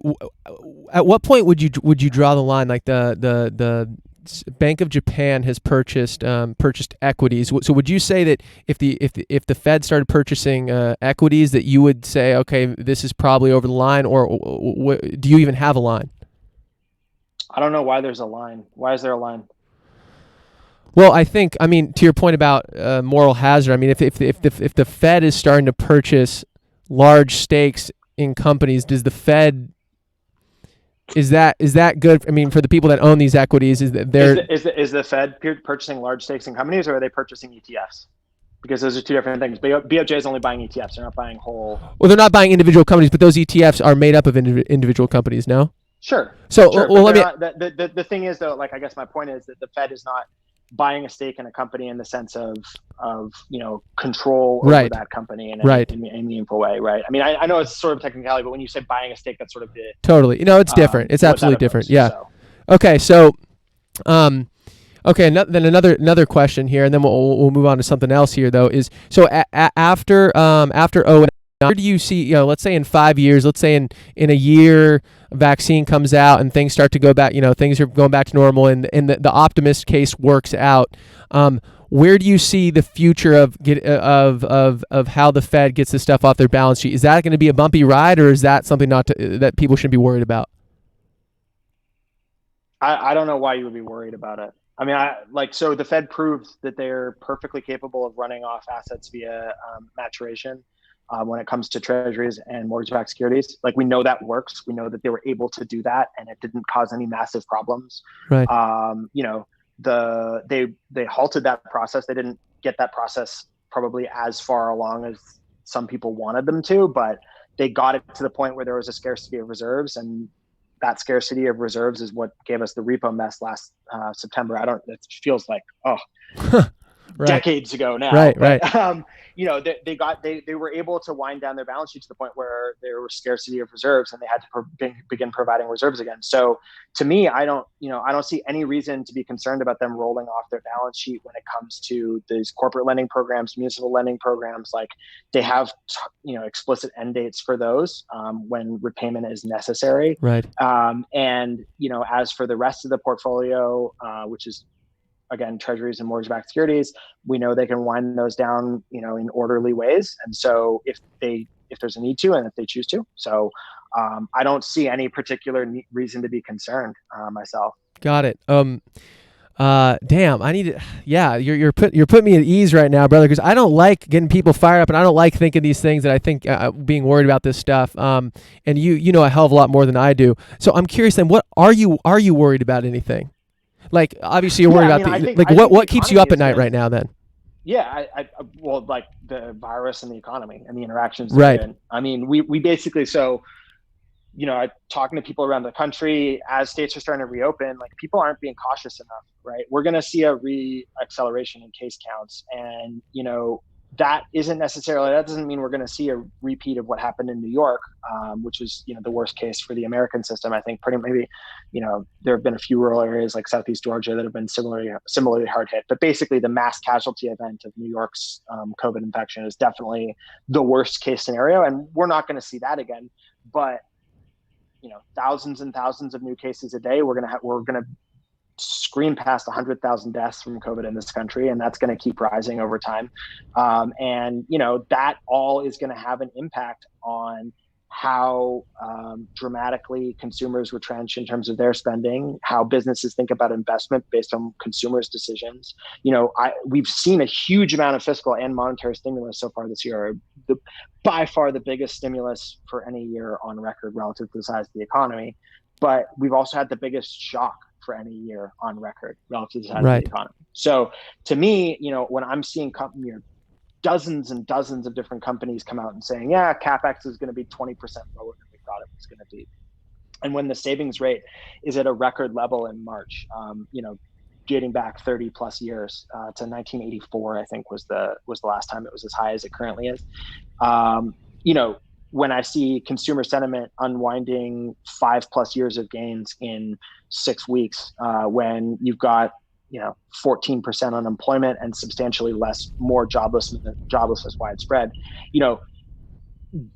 the degree and the length of fiscal stimulus that we've got is not going to be adequate, I don't think, to offset the amount of demand shock that has taken place, the amount of the shock to incomes, and therefore consumer spending and confidence of households. And so my worry is that we see, a substantial in percentage terms, but in terms of retracement, relatively modest bounce in activity in May relative to April, which will be the low. April will be the lowest activity month. I worry about seeing a modest bounce in May and then basically back to lockdown in June or July as case counts fly because everyone's not worried anymore. And just the idea that, well, that's going to mean we need more fiscal stimulus, with Washington sounding like they don't want to do a lot more fiscal stimulus. I'm dubious. It's dubious to me that even under rosy scenarios for the outlook for the virus, that the existing stimulus on the fiscal side is going to be enough to restart the virtuous cycles of demand and supply that are a normal part of a growing economy. And if the market is expecting to get back to trend growth in EPS in 2021 or 2022, it's going to be sorely disappointed under a relatively negative economic scenario. And so, stocks are overvalued here. I think credit is attractive, and I think stocks are overvalued. And I'm very much not alone in that feeling. It feels like everyone I talk to feels almost identically with respect to the equity market. So it's against my own biases to take a consensus position, but that's sort of where I'm at with it. Just because I really think that the economic shock is going to be ongoing, and the bounce back is going to be so much less than people expect it to be. Right on. Okay, I appreciate that rundown. And specifically, you've talked about, you've touched on this a little bit, the municipalities and states, and you're urging, it looks like on Twitter, and correct me if I'm wrong, to give them grants. And I know Mitch McConnell has made some statements about being weary of bailing, for lack of a better word, bailing out states and municipal government. He's been a little bit not too on board with that. I'm curious, what do you think the federal government needs to be doing to be supporting the states and cities right now? The simplest thing to do would just be to say, we will give you the difference between whatever your tax revenue run rate currently is and what it was in 2019. Something to that effect. We're going to underwrite any budget shortfall you have for 2020 so far based on this shock from COVID. Or you could do 80% of the shortfall. It's not hard to compare run rates for year-to-date collections and compare those to where they were last year and say, okay, we're short this amount, because that's what states are already doing. And instead of responding to that by issuing debt or by asking the federal government for money, they're doing what they're supposed to do in terms of the laws and constitutions at the state level that govern their activity, which is fire workers, right? They're cutting back operating expenses because they've got lower operating incomes. And that's nuts. There's no reason they need to be doing that. The federal government could be preventing that from happening. And I think that's what it should be doing. By the exact same logic that we don't want, American Airlines to go out and fire 20% of its workforce just because it's unable to roll its nearest maturity debt over, or, whatever logic you want on the corporate side. Like, we want the restaurant down the street that's had to furlough all of its workers to stay open, so that when demand returns and then the lockdown's over, it can just open its doors and immediately bring back its workers, instead of having those workers have to go to find other employment in other businesses, right? We're trying to remove these frictions, right, out of the marketplace, out of the labor market, out of the productive markets of this country. And so that applies to state and local governments too. And there's no reason that we should have state and local governments firing. It may work out to millions of people, over the next couple of years because of shortfalls in revenue that the federal government could have easily offset with no consequences with respect to moral hazard. Got it. And it sounds like you're gung ho on the stimulus and what the Fed's doing. You think this is a big Fukin deal that requires the Fed to just unload to keep things from getting worse and having a bad, unfortunate cycle of cascading effects. I'm curious, what do you think about the deficit we're going to run this year, and then also just the debt in general? Now, I want to preface this by saying, and we've talked about this on the show, that I think people like look at, the debt's 25 trillion. They say, oh, that's huge. We're never paid off. And it's like, of course, we're never going to pay it off. But as long as we can service the debt and that's a small percent of GDP, then we're okay. If it's I think our interest payments are, 1% or something like that of GDP, something very low, which is fine. As long as they don't blow up to like 20%, then we're okay. Do you have any thoughts on, in 2025 when we got to start thinking about this and we got to start? No, we don't. Look, the Right. only constraint on a sovereign borrower that issues in its own currency, the only constraint, Yes. the only binding constraint is inflation. If inflation's low, nothing else matters. Everything else is literally just questions of organization. It's the color of the book you write down the numbers in. That's it. Oh, right on. And I'm sure that's going to sound crazy and controversial, right? And whatever. But this has been borne out absolutely true for every sovereign issuer. Whether it's gilts, whether it's in yen, the Chinese government, the U.S. government, the Canadian government, the Australian government, the Kiwi government. Any developed market sovereign currency borrower that has monetary sovereignty, if they have that, then that's it. Inflation is your constraint. And we just don't, there is no evidence of high inflation in this country whatsoever. There's right. none. There's no evidence that there's a substantial mismatch between supply and demand in aggregate terms. And there hasn't been in many years. And so if that's true, then there is no concern over the rate of inflation, the level of government debt or the issuance of government debt. If inflation starts to surge because we've directed too many real assets towards, if we're using government deficits to direct You're good. to direct real resources towards ends that are exceeding the economy's aggregate capacity, right. That creates inflation. Then, so the example would be as if, we decided tomorrow that we're just going to deficit finance a colony of 100 million people on Mars, right? Like enormously expensive in terms of not just like the dollar value, but like the real resources required to move 100 million people to Mars, right?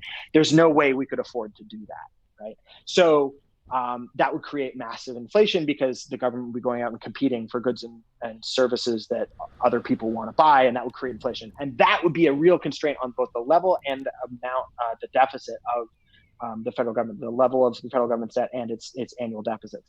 But that's just not the situation we're in. Right. The vast majority of federal government expenditures are transfer payments of one kind or another. Very little of it is actual deployment of goods actual deployment of real resources towards goods and services that competes with the private sector. And so, when that's the case, it's just very hard to create conditions where the deficit sparks enough demand that you're running up against capacity constraints that lead to inflation.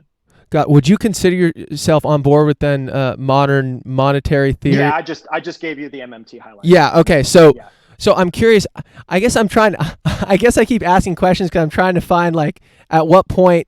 Well, you've said specific things where as long as it's not competing with private goods and services and stuff like that. I'm curious then, and I want to ask get into politics a little bit here. Do you think AOC, Alexandria Ocasio Cortes, do you think some of the things she says about some of her proponent or the things she's putting forward with how the government should spend money, taxes aside, but just that we can spend this money and we can raise our deficit can be a lot bigger and we'll be okay, and we're not going to see some knock-on effects of that. Are you worried about that at all? Or are you kind of on board with how she views that specific part of her kind of, I guess, outlook on how this all works? I will say Alexandria Ocasio-Cortez is absolutely correct that if inflation is low, then there's no reason not to run large deficits and improve the lives of people around the country. I mean, that is absolutely the case. Now, how long will inflation remain low? I don't know. I mean, maybe it'll start rising for structural reasons or something. I don't know. But there's no reason, as we currently see, like based on what we see in front of us and based on what we've seen in recent history, to assume that inflation is about to surge. There's no reason to assume that. What about Trump's tax cuts? like What do you mean? What about them? they added a lot. They're adding to the deficit, and the economy was running. It doesn't. It doesn't matter. I mean, it doesn't matter because. Right. And so here's the reason. So they were the Trump tax cuts were very, very unfortunate from a distributional perspective because they gave the most benefits to people who needed it the least in terms of their income levels. Right. So I'm not making a general defense of the Trump tax cuts as like good policy or something. Sure. But in terms of sparking inflation, meaningless, Right. completely meaningless. And the reason is what I just said, the distributional effects, right? If you give somebody who's already making an income of $500,000, $600,000 a year, an extra $15,000, $30,000, $45,000, very little of that is going to get spent on real goods and services, right? Very little of it. Most of it's going to get saved. And that's generally true across economies and across time, that people with lower incomes tend to spend a higher percentage of every additional dollar of income they earn than people with high incomes. I mean, that's just a Maslow's hierarchy of needs thing. Once you get into the upper middle classes, you just see marginal propensity to consume fall off a cliff. If we go out and give everybody in the country $1,200, as we've just done as part of a stimulus effort, under the $75,000 a year income, that's going to be a lot more useful than if we give the same amount of aggregate money, but give it equally to everybody in the country. And the reason is that the higher end money that's given out is not going to get spent in aggregate because those consumers tend not to spend, especially when they're uncertain. Whereas lower income consumers tend to spend every dollar that you give them, and sometimes more than what you give them. If you give some strata of consumers $100, they'll borrow money on top of that, right?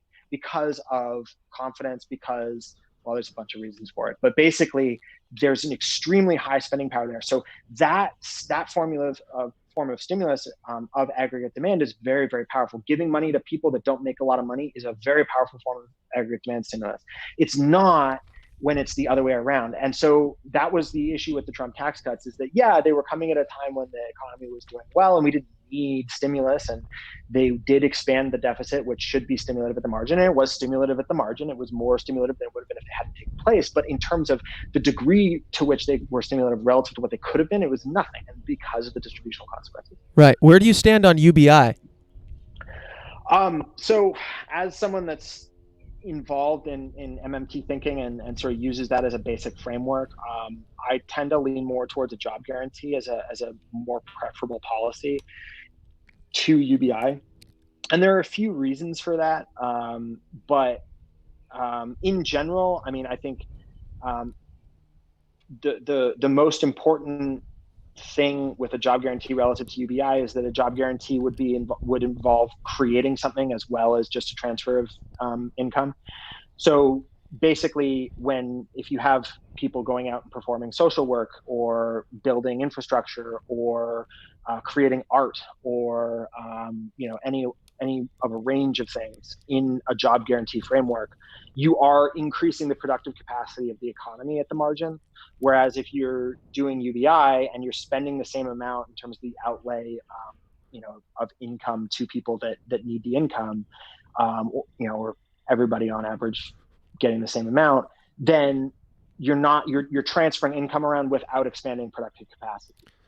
And so to me, a job guarantee is preferable, with the obvious caveat that a job guarantee isn't a universal program that, or a job guarantee isn't a program that can fill in for other critical parts of the social safety net. I'm curious. So would this be like a federal job guarantee? Or, yeah.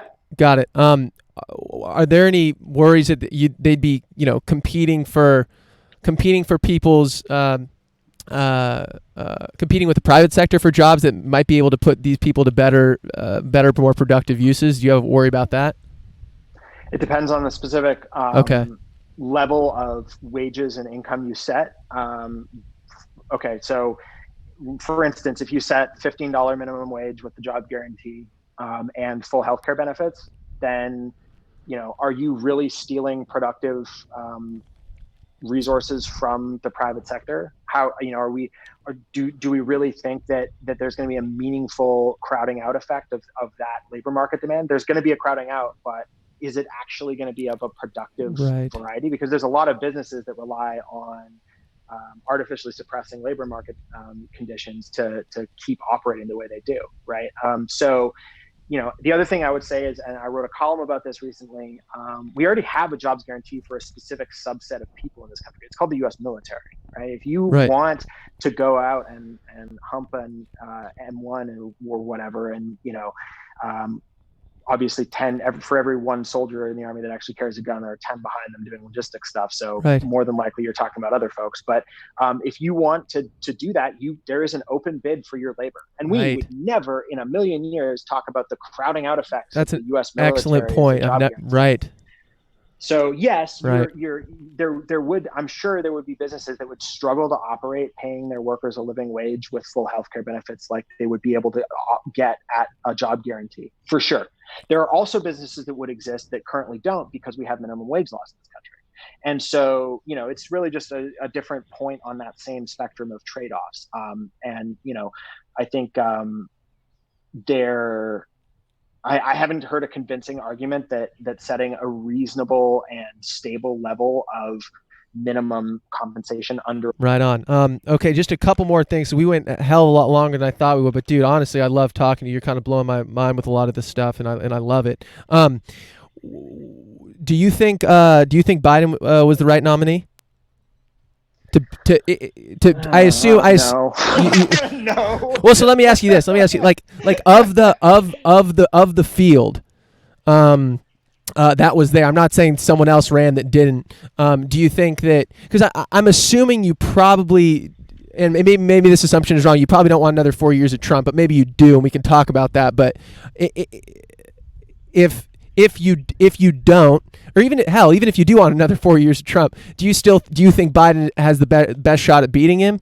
Maybe it's just I don't know, and I don't want to. You don't have to say something if you don't believe it. But I'm curious. I think it's there's a lot of focus on in the U.S. political system. There's a lot of focus on the horse race and the individual personalities and that sort of thing. Right. And I think this election more than any other, that stuff just really isn't that important. I mean, Biden would not have been my pick to be the one that represented the Democratic Party in the fall elections, but right. It's not my decision, so whatever. Right. Right. I think, there is a structural headwind for the president based on the fact that he's in a midterm he's not popular. He had big losses in the House in his midterm elections and right. in his first term. He's got a shrinking Senate majority. His party is losing ground in state houses around the country. This all sounds a lot like other presidents that have done poorly in their reelection bid. He's basically it's pretty unprecedented for a president to be as unpopular as he is and to win reelection. It's possible, but it's not particularly likely.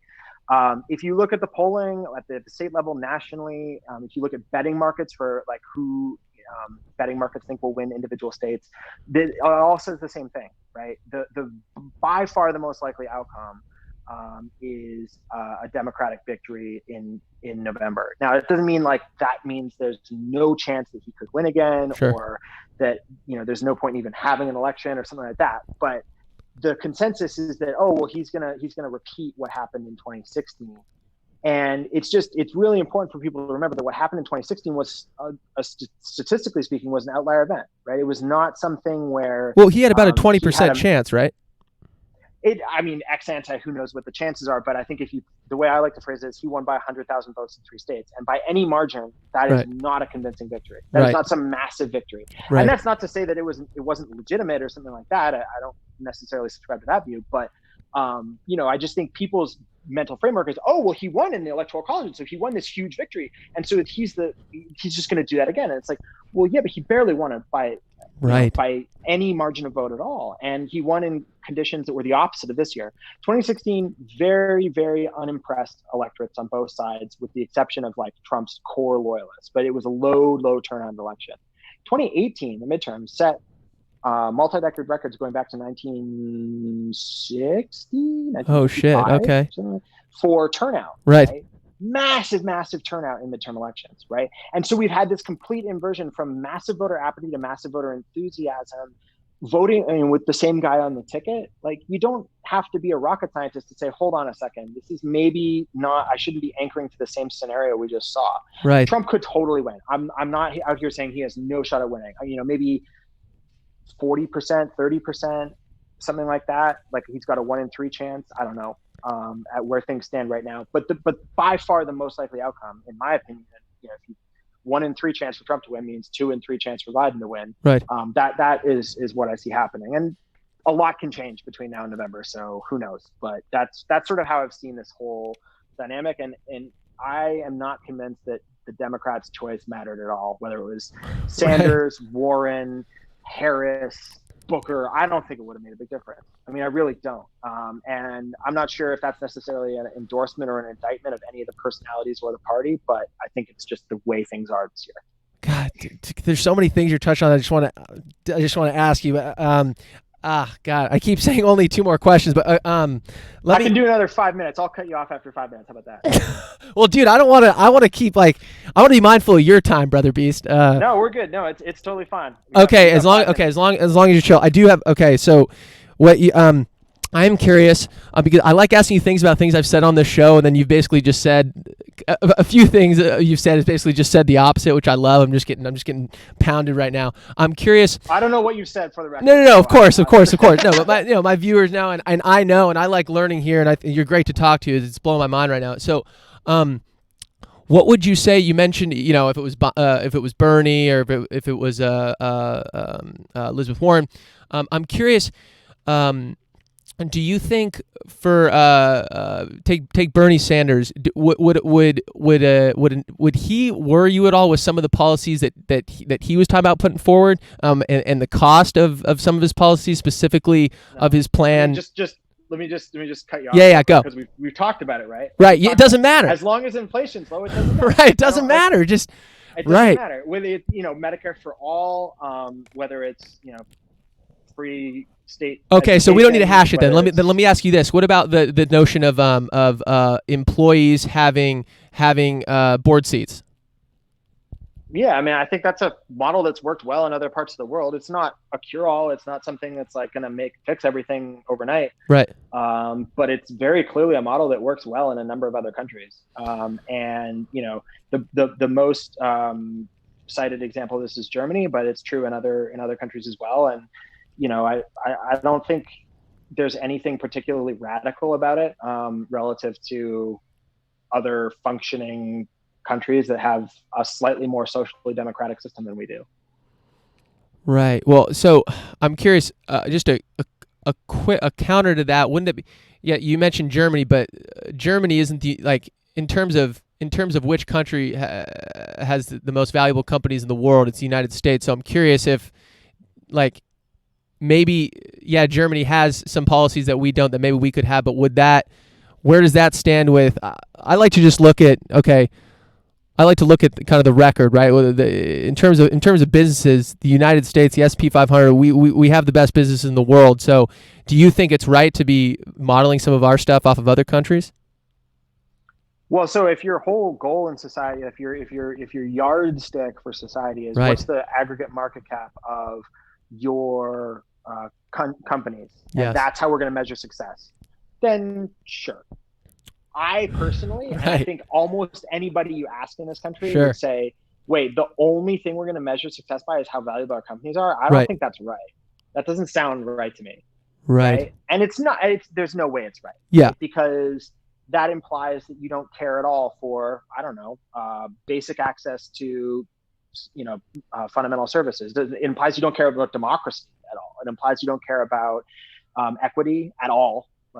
You don't care about fairness at all. You don't care about racial equality. You don't care about cultural diversity. You don't care about any of this stuff. All you right, care about is the market cap. Well, so obviously no one's going to think that way. Right. Right. Totally point taken that German companies tend to be less valuable in terms of their multiple. They are definitely smaller in size. But I've been doing this long enough to remember the recovery from the crisis, and when the entire world wanted to replicate the German Mittelstand, right? Which is the sort of the network of small manufacturers and family-owned companies and SMEs that support, Germany's very robust export market economy, right? And like that was the goal. Like we need to replicate the Mittelstand, and like, here we are now being like, whoa, wait a second, we shouldn't need to be exactly like Germany. Well, nowhere's a paradise. Germany's not a paradise. France is a paradise. UK is a paradise. I was born and raised in Canada. Definitely not a paradise. Canada confirmed, no paradise there. But that doesn't mean we can't take good ideas about, that might move society in a direction that we want it to go in from other countries. I don't think there's any reason that it has to be an absolute, trade-off like that. Right. So, that would be my take on Right. I'm curious. And correct me if I'm wrong here, but you're as a global macro strategist and thinking about being kind of in this investment world, are you in the minority with some of your beliefs? With some of the things you're probably, I don't know. You don't, right? Because it seems like, dude, I thought I was getting a business hardo on here. You're talking about all these things. I'm looking at my notes like, you're talking about MMT, you're talking about printing money, but it seems, for lack of a better word, antithetical to kind of what. Or not antithetical, but it seems like it wouldn't. Anybody that takes the approach, and this is gonna be my last answer. Unfortunately, I have the commitment to spend some time with my brother. But no, all good, brother. I think anybody who takes the approach, where there needs to be some sort of maximalist extreme ideology to understanding anything complex is going to be sorely disappointed. Right. So whether that's stock markets, global economics, whatever. If your approach is doctrinaire and fixated on a set of prescribed rules or beliefs that are not grounded in, some measure of diversity, you're going to have a very hard time figuring out all the outcomes. Right. And I'm not paid to be an ideological proponent of any one thing. I have my beliefs, but really at the end of the day, my job is to figure out what's actually going on, regardless of what I think should be going on. Right. And so, in some instances, and sometimes it works against me, but there are definitely a number of instances where having the intellect, a slightly different perspective, socially, politically, economically, whatever, from the sort of median person that does the kind of thing I do, is incredibly useful and gives me a huge leg up, because I have the flexibility to say, well, I don't have to be thinking about condemning this thing. I can just acknowledge it as a thing that's happening and move on and fit it into my model of the world. Right. So to answer your question, I'm definitely not a business hardo, but even if that's what I was paid to do, it would be, it wouldn't be helpful of me to have that ideology, right, doctrinaire in some way, as opposed to just having the views I have and trying to, use them as best I can to understand what's going on around me, as opposed to dictate what should be going on. Right. Well, George, I think that's a great thing to end on. I really appreciate you coming on. This was honestly my favorite interview I've ever done on this show. This was fucking epic. You were kind of blowing my mind. I appreciate how fast you were talking and just riffing right through all this stuff. So really appreciate you coming on, brother, and I hope we can talk again at some point. No problem, man. Let me know if you're ever in Charlotte. Yeah, for sure. Okay. Adios, brother. Later. Okay, everyone. That was George Perks, and you can find him on Twitter at PEARKES. That's his last name. That was a lot of fun. Okay, so that went. Damn, we always go fucking longer, but dude, I love talking to that guy. That guy was blowing my mind. There's a lot of fucking things I wanted to ask him. We didn't even get into cryptocurrency stuff. I wanted to ask him about Brexit. Wanted to ask him his benchmark for judging his investments, talking about index investing and shit. We didn't have time. That's all good. That was electric. That guy's a legend. So that was fun. Okay, so let's see. Barlow, we got you there. Are there any questions? Barlow, hit me with any questions, because we're going to wrap up here. I have to think a pee-pee, to be quite honest. I'm going to fucking burst. Yeah, that was awesome, people. I'm glad. Okay.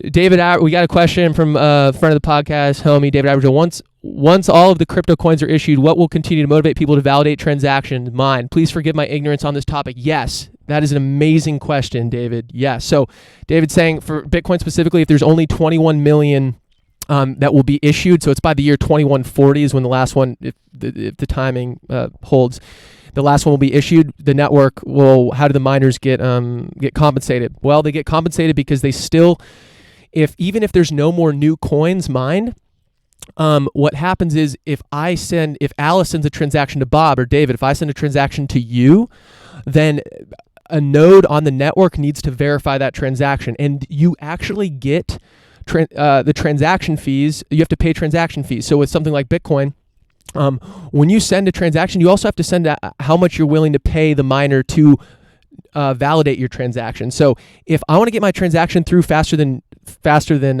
Jack, I would pay a higher transaction fee. And that's what allows me to, like when the network's super clogged, I think Bitcoin network, you've had to pay at some point $50 for a transaction just to get it through, because there's only so many transactions that can go through. So that's the reason. That's how it's going to keep going.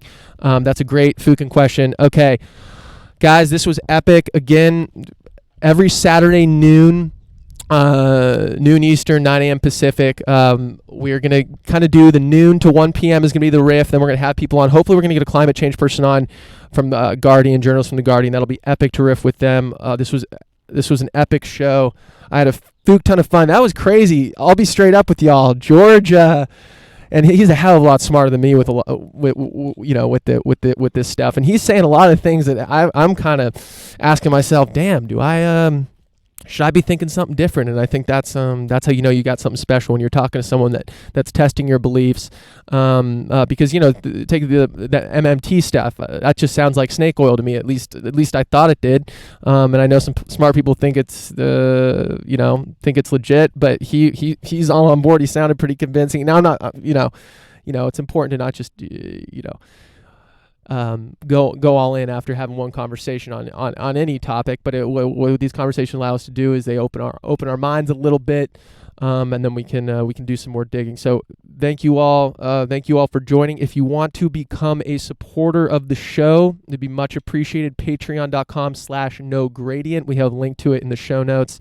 Monthly contribution allows us, me and Charlie, to spend more time on this. We split it 50-50. We're having a hell of a lot of fun with this project. We want to keep it going. We want to keep getting better. We want to keep getting cool people to interview on here, like more people like George. That was super fun. And we want to keep this going. We want to be able to spend more time on it. So Chuck Finley, the producer, he's always in the chat. We appreciate everything that you do, Brother Beast. And this was a hell of a lot of fun. So this is available as a podcast wherever podcasts are available. Just search No Gradient. Just search that. You can listen to this in audio only form. It's also published on YouTube in video form. And we do this every Saturday, noon Eastern, 9 a.m. Pacific. We have a lot of fun with it. This is 2 hours. Still on the shorter end of the show. That went long. That interview went long. Let me know if you have any feedback. Dick@nogradient.com. We'd love to hear from you. Thank you. Also, if you're interested in all this stuff that we talk on the show, I basically tweet it out. I test my ideas on Twitter. I'm just constantly thinking and sharing things out that I'm reading. At Dixie Lucas on Twitter. So check us out there. Thank you for joining. This was super fun, and we didn't cover everything I wanted to cover.